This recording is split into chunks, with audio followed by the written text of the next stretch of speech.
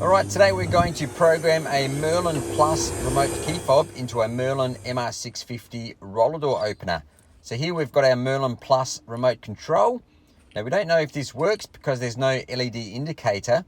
However, if you look closely on the bottom of your opener, there's an LED indicator right there, and if you hold your finger on the remote key fob, this light should flicker, which means the remote is working and is compatible with your opener.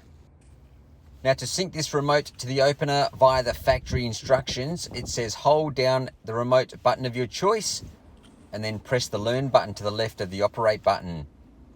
Once the LEDs flash like that, your remote should be programmed to the opener, which it is.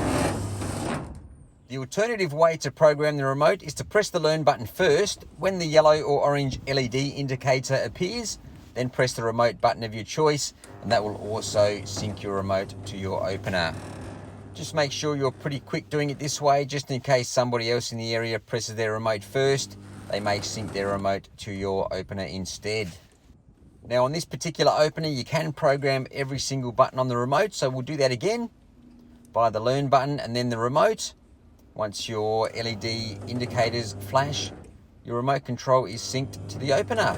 Now we've got every single button on this remote programmed, so it doesn't matter which button we press. So that's how you program your Merlin Plus remote to an MR650 Merlin opener. I'm that roller door bloke, thanks for watching.